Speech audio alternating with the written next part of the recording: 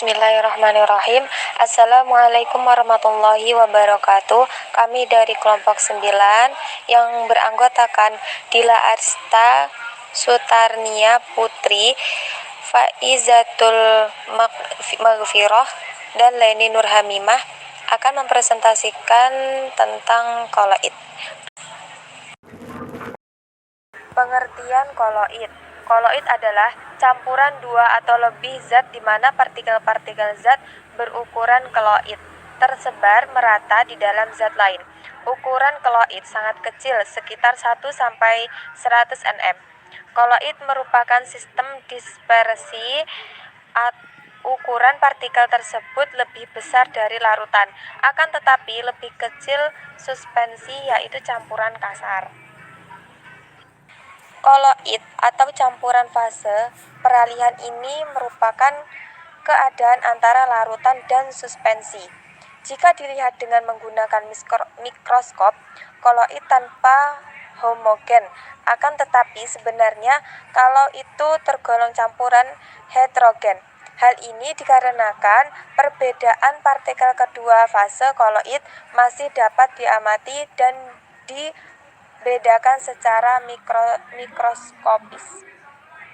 Sifat-sifat koloid. Ada beberapa sifat koloid. Yang A. Efek Trindali. Cahaya ketika menembus air yang jernih maka akan dibelokkan, sedangkan cairan koloid ini akan dibiaskan atau dihamburkan karena koloid mempunyai sifat Trindali. Efek ini dapat membedakan sistem koloid dari larutan. Gerak Brown. Partikel koloid akan bergerak sangat cepat dan patah-patah atau zigzag dalam medium pendispersi. Yang C. Sifat kelistrikan terbagi menjadi dua macam. Yang pertama, elektrofelesis. Jika koloid dialirkan aliran listrik, maka partikel koloid bergerak menuju elektrode positif atau elektrode negatif. Yang kedua, ada opsi. Permukaan partikel koloid dapat menuju titik partikel yang bermuatan listrik dan di sekitarnya. D. Koagulasi. Suatu keadaan di mana partikel-partikel koloid membentuk suatu kumpulan yang lebih besar.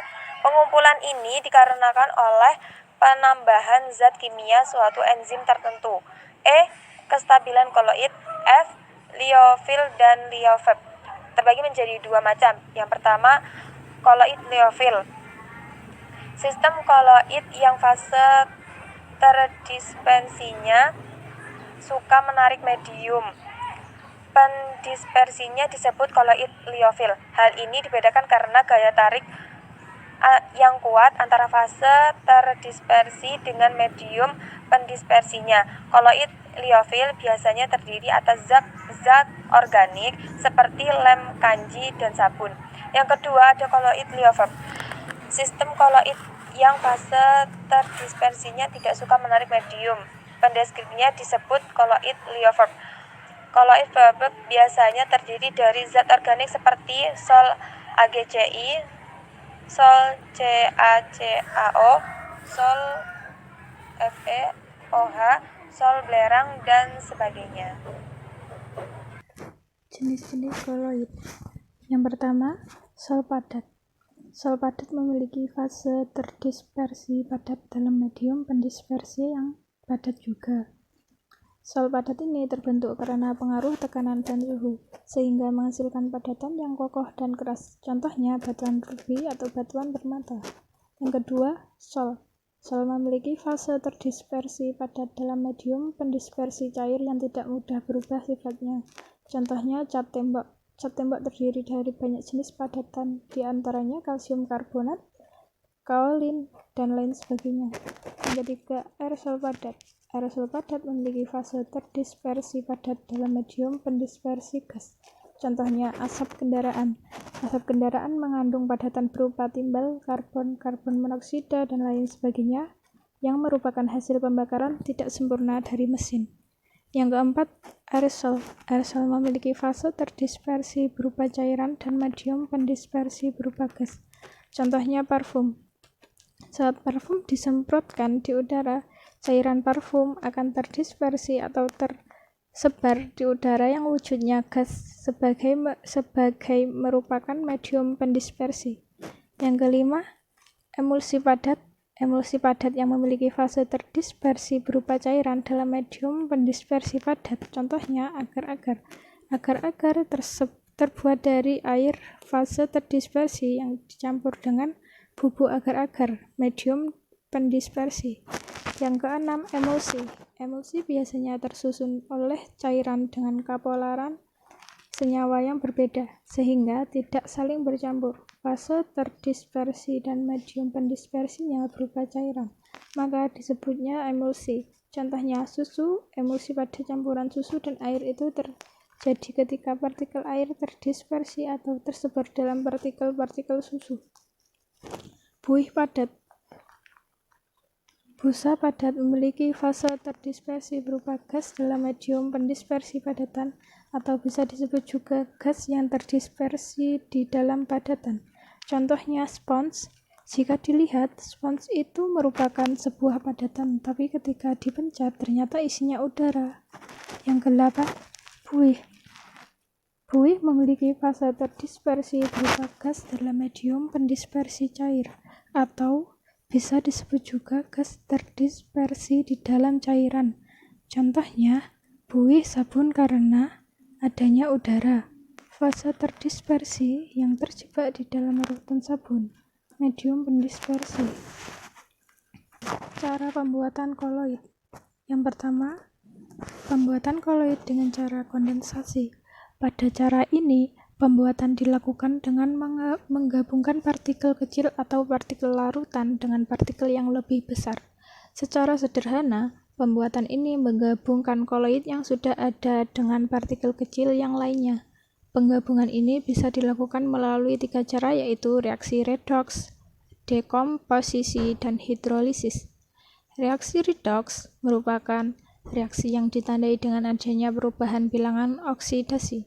Contohnya pada pembuatan sal belerang dengan mengalirkan gas H2S ke dalam larutan SO2. Dekomposisi merupakan reaksi penguraian suatu zat menjadi zat yang lebih sederhana. Contohnya pada pembuatan sal AS2S3 dengan mengalirkan gas asam sulfida ke dalam larutan arsenid. Hidrolisis merupakan reaksi suatu senyawa dengan molekul air yang menghasilkan sal logam. Contohnya pada pembuatan sal FeOH3 dengan mencampurkan larutan jenuh FeCl3 ke dalam air mendidih dan diaduk hingga larutan berwarna merah kecoklatan. Cara yang kedua yaitu pembuatan koloid dengan cara dispersi. Cara pembuatan ini terbalik dengan kondensasi. Cara dispersi adalah memecahkan partikel yang besar atau suspensi menjadi partikel kecil atau koloid. Untuk melakukan pemecahan ini bisa dilakukan dengan 3 cara, yaitu peptisasi, Bussur-Bredig, dan mekanik. Peptisasi. Pada cara ini, partikel besar dipecah dengan bantuan zat pemeptisasi atau pemecah. Contoh, endapan AlOH3 dipeptisasi oleh AlCl3, endapan NiS oleh H2S, dan agar-agar dipeptisasi oleh air. Bussur-Bredig.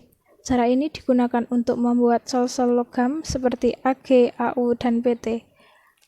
Caranya, arus listrik bertegangan tinggi dialirkan melalui 2 buah elektrode logam atau bahan terdispersi. Kemudian kedua elektrode itu dicelupkan ke dalam air sehingga kedua ujung elektrode hampir bersentuhan agar terjadi loncatan bunga api. Mekanik. Pada cara ini, butiran-butiran kasar digerus atau digiling dengan penggiling koloid hingga tingkat kehalusan tertentu, lalu diaduk dalam medium pendispersi. Contoh, sal belerang dapat dibuat dengan menggerus serbuk belerang bersama-sama dengan gula pasir, kemudian serbuk yang sudah halus tersebut dicampur dengan air. Selanjutnya ada pemurnian koloid. Pemurnian koloid terbagi menjadi 3. Yang pertama ada dialisis. Dialisis adalah proses pemurnian partikel koloid dari muatan-muatan yang menempel pada permukaannya. Pada proses dialisis ini digunakan selaput semi-permeabel. Pergerakan ion-ion dan molekul-molekul kecil melalui selaput semi-permeabel disebut dialisis. Suatu koloid biasanya bercampur dengan ion-ion pengganggu. Karena partikel koloid memiliki sifat absorpsi, pemisahan ion-ion pengganggu dapat dilakukan dengan memasukkan koloid ke dalam kertas atau membran semi-permeabel. Baru kemudian akan dialiri air yang mengalir. Karena diameter ion pengganggu jauh lebih kecil daripada koloid, ion pengganggu akan merembes melewati pori-pori kertas selofan. Sedangkan partikel koloid akan tertinggal. Proses dialisis ini untuk pemisahan partikel-partikel koloid dan zat terlarut dijadikan dasar bagi pengembangan dialisator. Salah satu aplikasi dialisator adalah sebagai mesin pencuci darah untuk penderita gagal ginjal. Jaringan ginjal bersifat semi-permeabel, selaput ginjal hanya dapat dilewati oleh air dan molekul sederhana seperti urea, tetapi menahan partikel-partikel koloid seperti sel-sel darah merah. Selanjutnya, nomor 2 ada elektrodialisis. Pada dasarnya, proses ini adalah proses dialisis di bawah pengaruh medan listrik. Cara kerjanya, listrik tegangan tinggi dialirkan melalui 2 layer logam yang menyokong selaput semi-permeabel, sehingga partikel-partikel zat terlarut dalam sistem koloid berupa ion-ion akan bergerak menuju elektrode dengan muatan berlawanan. Adanya pengaruh medan listrik akan mempercepat proses pemurnian sistem koloid. Elektrodialisis hanya dapat digunakan untuk memisahkan partikel-partikel zat terlarut elektrolit karena elektrodialisis melibatkan arus listrik. Selanjutnya nomor 3 ada penyaringan ultra. Partikel-partikel koloid tidak dapat disaring biasa seperti kertas saring, karena pori-pori kertas saring terlalu besar dibandingkan ukuran partikel-partikel tersebut. Tetapi bila kertas saring tersebut diresapi dengan selulosa seperti selofan, maka ukuran pori-pori kertas akan sering berkurang. Kertas saring yang dimodifikasi tersebut disebut penyaringan ultra. Proses pemurnian dengan menggunakan penyaringan ultra ini termasuk lambat, jadi tekanan harus dinaikkan untuk mempercepat proses ini. Terakhir, partikel-partikel koloid akan tertinggal di kertas saring. Partikel-partikel koloid akan dapat dipisahkan berdasarkan ukurannya dengan menggunakan penyaringan ultra bertahap. Selanjutnya ada koloid dalam kehidupan sehari-hari. Dalam kehidupan sehari-hari, kita tidak pernah lepas dari sistem koloid. Penerapan koloid dalam kehidupan sehari-hari antara lain: A. Industri kosmetik. Bahan kosmetik seperti sabun cair, pembersih wajah, sampo, pelembab badan, deodoran umumnya berbentuk koloid yaitu emulsi. Yang B. Industri tekstil. Pewarna tekstil berbentuk koloid karena mempunyai daya serap yang tinggi sehingga dapat melekat pada tekstil. Yang C. Industri farmasi. Banyak obat-obatan yang dikemas dalam bentuk koloid agar stabil atau tidak mudah rusak. Yang D. Industri sabun dan deterjen. Sabun dan deterjen merupakan emulgator untuk membentuk emulsi antara kotoran minyak dengan air, sehingga sabun dan deterjen dapat membersihkan kotoran, terutama kotoran dari minyak. Yang E. Industri makanan. Banyak makanan dikemas dalam bentuk koloid untuk kestabilan dalam jangka waktu cukup lama, seperti susu, santan, kecap, dan lainnya. Yang F. Mengurangi polusi udara, penggunaan alat pengendapan. Yang G. Ada kesehatan, penggunaan prinsip dialis pada alat pencuci darah. Cukup sekian presentasi dari kelompok kami. Kurang lebihnya kami mohon maaf. Wassalamualaikum warahmatullahi wabarakatuh.